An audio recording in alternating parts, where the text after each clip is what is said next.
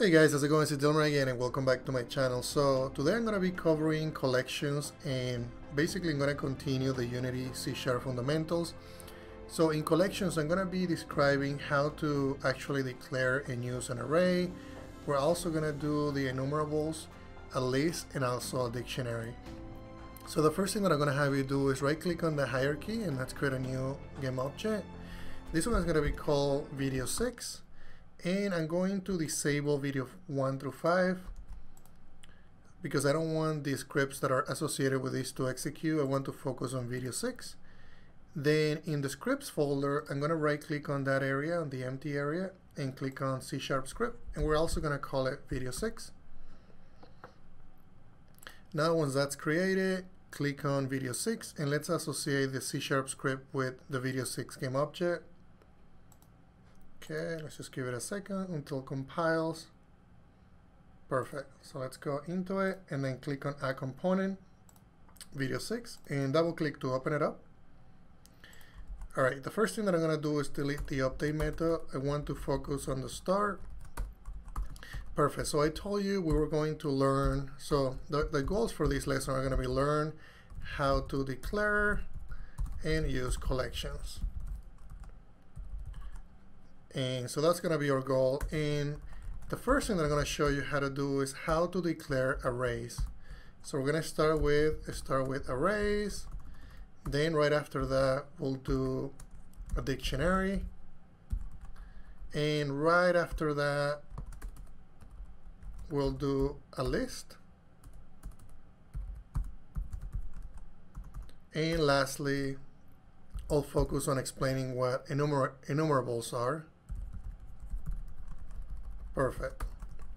And let's actually change the order of this because I think it's important that you learn it in this.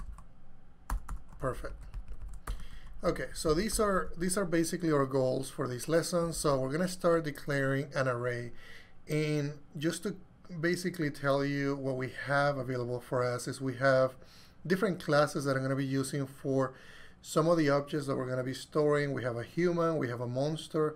We also have a player and we have a score. So those are some of the objects that we might use in some of these examples. So the first thing that you gotta do to declare an array. And what is an array? So an array is basically a data structure that is gonna allow us to store a collection of items. So you can think of an array such as a list of, let's say that you have basically bananas. And in a hand of bananas, you might have 5 bananas. So I might have 5 bananas. So those 5 bananas, if you need to store them in, let's say that you need to store them in an array. So right now we don't really have a banana object per se, but we could say that a banana has a value. So if you needed to store, let's say, banana number 1, banana number 2, we can say that we have, an array, which is, this is the syntax, by the way. You tell it the type of the array, which is in our case, we're going to do a string. The brackets designate that you're going to do an array, and we can just say that we have bananas. The next thing that you got to tell the compiler is that we want to create a new list, a new collection, and this new collection is going to store actually 5 bananas. So we're going to give it the index and separated by semicolon. So if we do it this way, what we're telling the compiler is that we want to store bananas in an array of strings. So for instance, if I wanted to say, okay, banana 0, banana at index 0 equal to banana 1, that's the syntax how you can designate, index 0 has the value of banana 1. If I wanted to do index 1 and index 2 and index 3, and actually I could change this to banana 1, 2, 3, and 4. So because an array is 0 index, you need to tell it the size that you want to store. So we want to store basically 4 items in this array. So that's the value that we're designating between the brackets. The way that you access an array, you have to tell it with the brackets what index you want to access. So indexes start as 0 for arrays, so you have to say bananas bracket 0 equal a value, and that's how you can store in that index basically the value of banana underscore 1. The same thing with the index number 1 and also 2 and 3. If I say index 4, I actually don't have 5 items in this array, so it's gonna throw an exception saying that I am outside of the index of the array. So if I want to print this out, what I'm actually gonna do is I'm gonna add a loop that is gonna print everything that we're doing for this lesson. So I'm just gonna say print values. And we're gonna take, in this case, we're just gonna take a list of items, and I'll explain to you what an enumerable is. So items can be of any type. It can be, I can be basically a list of bananas. It can be a list of integers. So this is just gonna be, I'm gonna keep this very basic so that we can't use it for everything else. And then I'm just gonna say, okay, for this item, in items, I'm going to be printing debug.log items. So we're going to use this method for everything that we do in this lesson. And I'm actually going to keep this private because I only want this class to have access to it. Perfect. So what if I wanted to see the values that I just stored? So I can just say print values and then bananas. And now if we go back into Unity and we hit play, we should see all the values that we store in the array of strings. Let's give it a second until it compiles. Hit play, and I'm gonna go into our console so that we can see the values. Perfect, so we see banana 1, banana 2, 3, and 4. So I told you that the arrays are 0 index. So arrays are 0 index. That means that everything starts from 0. So if the size of the array is 4, I can only store 4 items, but you have to count from 0.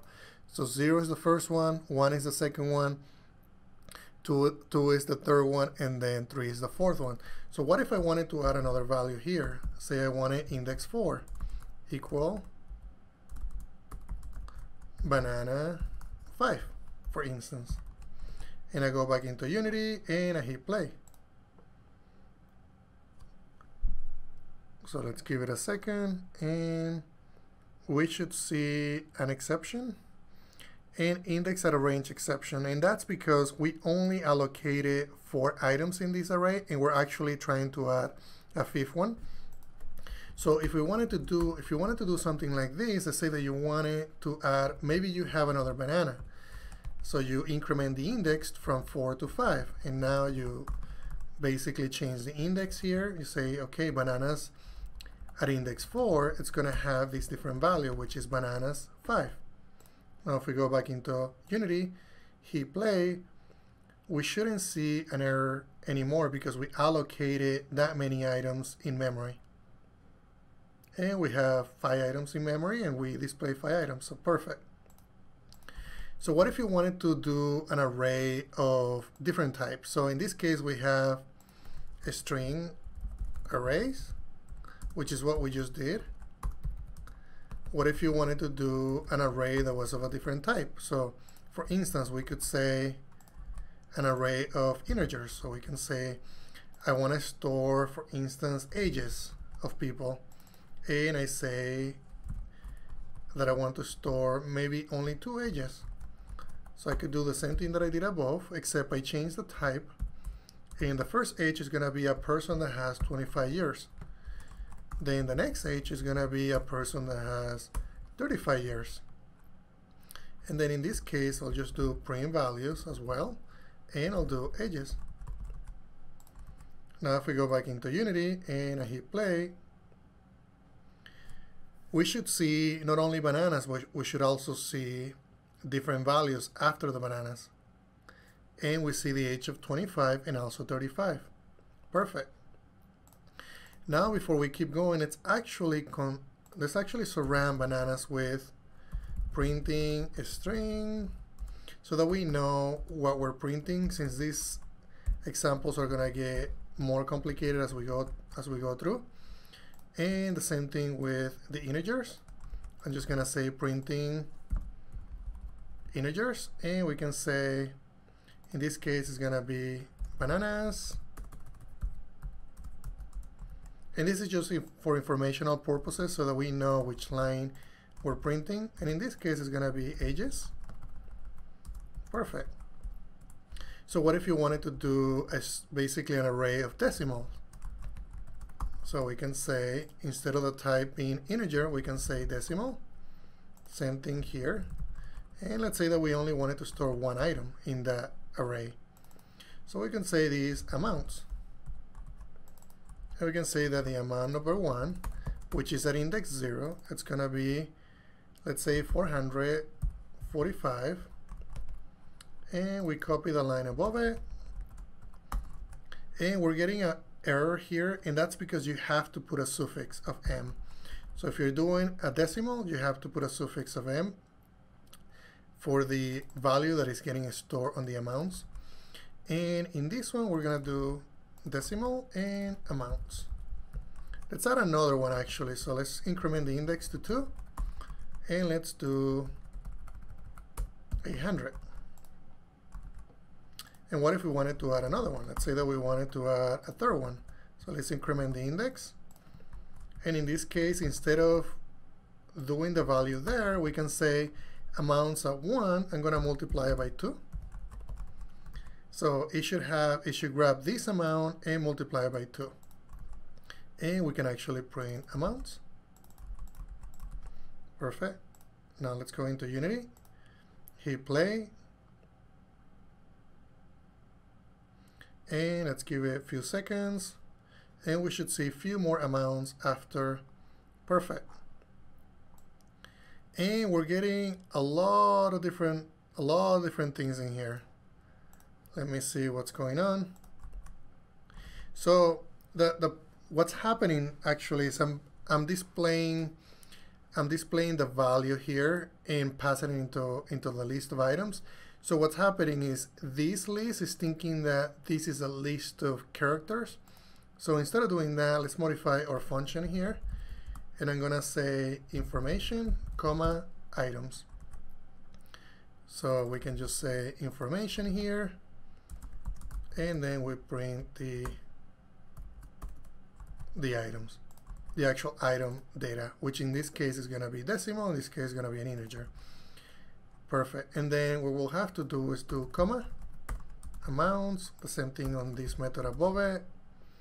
And one thing, I'm going to be checking in this code into GitHub, just like I've been doing in every single lesson. So if I'm going too fast or I'm going too slow, you're more than welcome to check the code after the lesson is completed. Perfect. Now let's go into Unity and let's hit play.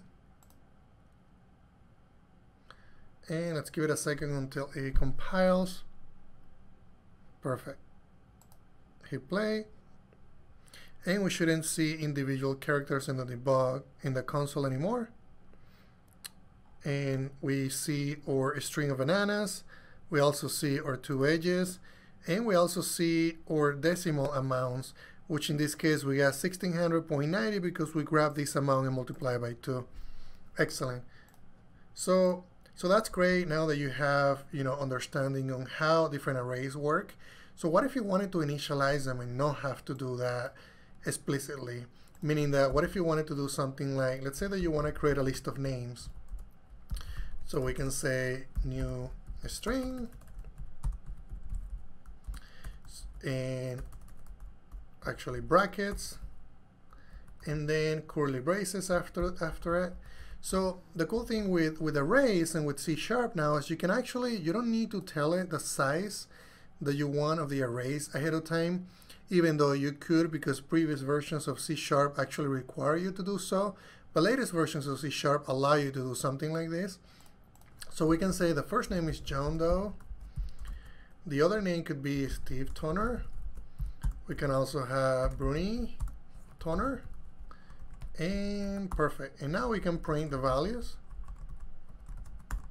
So we can say we want to know names and printing, and in this case it's going to be names. So if you notice, I didn't tell it the size like I was saying, but the compiler knows that the size of this array is going to be 3 because it knows how many items I'm putting into the array. So now let's go back into Unity and hit play. And we should see 3 names being printed at the end of the console. And we see John Doe, Steve Toner, and Bruni Toner. Excellent. Okay, so this basically covers arrays. So, well, before I keep going, let's actually do something else. So what if you wanted to, for some reason, you wanted to print the length of the array? So you also have different functionality in an array. So you can do, so if I do names, for instance, you have all these pre-built methods that are available for you. So if you wanted to know the length of the array, meaning how big that array is, so we can say debug.log names.length, and we can also say printing the size of the names array. And let's go back into Unity. And let's hit play one more time. And we should see the size right at the end of the console, which we did declare an array of size 3, and then we get the length, which is 3. Perfect. So that pretty much covers arrays in general. So now let's look at a different data structure, which is actually a list. So to do a list, the syntax goes as follows. So if I do a list here, you can see that it has a less than and a greater than, and it actually takes a generic. And T is for type, so you can do a type of string, and I can say names with list, because I want to denote that this variable is for a list of strings, which I'm going to be using for names as well. And we can also do new. But if you notice, I didn't have to tell it the size. Even though I didn't tell it the size here, I had to declare it this way in order for it to work. In this case, I could do something like that too. I'll show you that in a second. But I could also do names with list, that add. So if I wanted to add John Doe, I can say John Doe. And I'm using the method add to add a new item to the list. So I can say names with list add, and I can say Steve Toner. I can say names with list add, and I can add Bruni Toner, just like I did right above it, except it's a little different syntax. And then I'm also going to print the values in here, and we're gonna put the variable name at the end. And in this case, I'm just gonna say that I'm using a list so that you know that that's where that is coming from. Perfect. Now let's go into Unity and hit play. And let's give it 1 second here or 2. And we should see John Doe with the different data structure and Steve Toner and Bruni Toner. Perfect. So the other cool thing about list is I could also do something like names with list, remove. Let's say that I wanted to remove John Doe. And we can go back into Unity, hit play, and give it a few seconds. And we should only see 2 people in that list because I removed John Doe from the list. It looks like we only got Steve Toner and Bruni Toner. Perfect. So you have a lot of different things that you can do with lists. You can do insert, you can do, let's say that you wanted to insert a range of items, you can do that as well. Let's say that I wanted to remove all items that match a specific, maybe there's a lot of people in there that, were duplicates and they had the word, let's say Steve Toner. I could do that. I could remove an item at an index. You can sort this list if you wanted to as well. You can convert it to a list. So there's a lot of different things that you can do. The other thing that you can do with a list, we could also change this to be a different type. So I want to do, let's say that I want to do an integer, a list of integers, and we can say ages with list, just like I did above, but except this, in this case, I'm using a list. So I'm also going to do just 2 items in this list. And if you notice, I get an error because this is a string and I'm telling it that I want a list of integers. So in this case, I'm going to say 25 and also 35. And I'm also going to print it out at the end. Perfect. And here, and let's actually copy this. Now let's go back into Unity, hit play, and give it a few seconds until it compiles. So we should see the 2 integers printed out at the end, and that's what we got. Perfect. So the other data type that I want to show you is how to use IEnumerables. So let me actually show you how to declare those, and I'm going to do something similar to what we did with names. So we're going to be printing out names. So the way that you declare it is you use a method to do that. So you can do private IEnumerable. We need to tell it what the type is going to be, which is going to be of strings. And I'm also going to be printing out names. The syntax might look a little bit different than the other ones, and I'll show you why that is in a second. So you'll use the word yield, return, and then our first name is going to be John Doe. And I'm going to copy these 3 times. This one can be Steve Toner. Lastly, we can do Michael Jordan. Perfect. So the reason why the syntax is a little bit different is because when you create an IEnumerable, you're actually not allocating the data. You're actually just pointing to pretty much like a pointer. So you can say something like, so this is how you can get the information out. IEnumerable, a string, and we can say names with IEnumerable. And we can just say, I want to get my names back.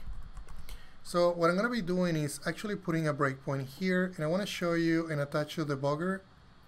I want to show you how it looks like. Go back into Unity. Let's hit play one more time. And I'm going to step over. And if you look at this is actually just a pointer to a list. If I expand this, I don't have any data right now, so I can't really access. So all I did is pointing these to an IEnumerable. So how do I get the data out? So this is very performant because you don't really have to allocate the data until you need it. So let's say that you know that you have a database of names, but you don't really need them until you're gonna populate them in a list or let's say in a grid. So let's say that at this point I need it. So I could say, okay, now that I have IEnumerable, I can say, I can actually change this to a list. So I can say, get me the names and names with IEnumerable, and I'm going to change this to a to list, which is actually going to allocate it so that we can access it. So I'm going to bring in link, and now let's actually step over the get the names. So I'm going to go into Unity. Let's actually attach the debugger. Go back into Unity. Hit play one more time. And if you look at this one, I still have my pointer. But if I step over the second one, now I have my list of items. So I have John Doe, Steve Toner, and Michael Jordan. The reason was for that is because this used to be an IEnumerable and I converted to a to list, which now it's getting allocated, and therefore I'm getting the data back. So this is really performant, and it's something that I really recommend if you're, if you don't really want to allocate that information in memory. You can do it in the same fashion that I'm doing in this example. So that's how you use IEnumerables. You can also do different types if you wanted to do Let me actually do one where we're doing a list of objects. So I have a human here that I can actually attach. So I can do human, and I can say humans. So I'm going to copy this code here, and I'm going to do humans. And the same data type, which is going to be a human, except in this case we're not going to return a string. We need to return an actual human object. So this human is going to have the name John Doe, actually John, last name Doe, and the age is going to be 25, and we'll just copy that multiple times. We can change the age on the next one, 35, 45, 55. We can say Doa, Doi, just for some diversity. Perfect. And I can also say here equal humans. In this case, I can also just do a toList right after this. And let's see what happens if we do it this way. Let's put a breakpoint right there, attached to the debugger. And let's go back into Unity. And let's hit play one more time. And now that we are in the breakpoint, let's step over. And you can see that I have my 4 humans. And I can see the data. The reason I can see the data is because I did a toList right after the IEnumerable. Perfect. So that's great. So now you can see that I can do a string. I can do also different data types, which in this case we did a human. So let's just recap really quick of what we've done so far. So I show you how to do arrays. I also show you how to declare and use list. I also show you how to use IEnumerables. And the last one that I want to show you is a dictionary. So a lot of times in programming, you're going to need to get data by a key. So for instance, if I wanted to know, let's say that a key is your social security number. So in a lot of times when you're doing like a database and you have a key, the key might be an integer value. It's the representation of the ID of a row. So you can also do a dictionary in some of the same ways, where you can do, your key could be the social security number, because you know that you won't have another person with the same social security number, which, in a lot of cases that might not be true. But for our examples, it should be fine. Dictionary. So the way that you do a dictionary is, this is the syntax. So you have to tell it what the key type is going to be. So in our case, let's actually just use a string. And the value that we want to get out, let's say that we want a string to be a social security, and then the data type that we're going to get back, it's going to be another string. Then you need to tell it what the variable is, and then new, and then or dictionary or key or value. Perfect. So how do you actually declare this? So you can do dictionary, and you can use the brackets, and then or a string. This is going to be your key. So in our case, we can do 9999, 9999, and then we can do something like that. So that is going to be our key. So what is going to be our value? We can say that our value, I don't know, for whatever reason, maybe it can be an address, West 3430 South. We can say that this is US. We can say that another person with social security ending in 9 lives in 1322. We can do another one where another person with a different key lives in 2322 West, 3430 South, in US. Perfect. So now let's actually print out this information. It's actually before actually printing the information out, let me show you what it does behind the scenes. So I'm going to attach to the debugger, and I'm going to go into Unity. Perfect. Let's hit play to stop it and play again to start it. And let's go back into Visual Studio. So I'm going to step over and show you. Right now I don't have any items in the dictionary. So if I step over one more time, Now I have one item, and you can see that the key is the social security number and the value is the address. And if I step over, now I have 3 items, and you can see that the key is that, the value is that. So I don't actually need to print it out because you're seeing that right now. So let's say that I wanted to store, for instance, I wanted to store, so if we go back to our examples where we did players, and we can look at what we did for the player is that we have an Xbox One Live ID, first name and last name. So let's do a dictionary where the Xbox One Live ID is our key and the value is our player itself. So we can do something as follows. We can say our key, it's gonna be the string, which is the Xbox Live ID, and the value, it's gonna be our player. And we can say this is a dictionary of players. We can also do the same thing on this side where we do player. Excellent. And we can do, we're gonna do a new Xbox One ID. So this might be John Doe at xboxlive.com, and it has its own object, which in this case is gonna be John Doe, John, Doe. It has the age of 25, and we know that we gave the ID of this. Perfect. And we can do the same thing a couple more times. So this might be John Doe A, John Doe B. We can say in this case it's gonna be John Doe A, John Doe B, 35, 45, and let's change the ID here as well. Excellent. So the other thing that I'm gonna do is I wanna show you other things that you can do in a dictionary. So in a dictionary you can get a list of values back. So in our case it's gonna be or players. You can also get all the keys if you wanted to. You can also do different expressions. So you can say, okay, do I have this email in my list of players, because you might not want to add the same key multiple times. Otherwise, it breaks the whole point of having a dictionary.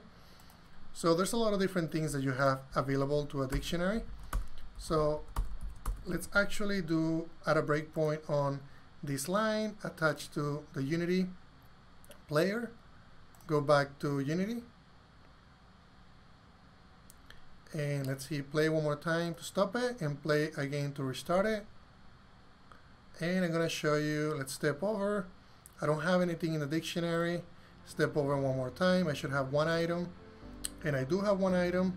And you can see that the key is that email and the value is the entire object that I already created. So, and I also have a score, which is another object that is inside of the player object. So you can see that this works with objects, this works with native data types, and you can see at the end that I have 3 different players with 3 different emails and then different information in them.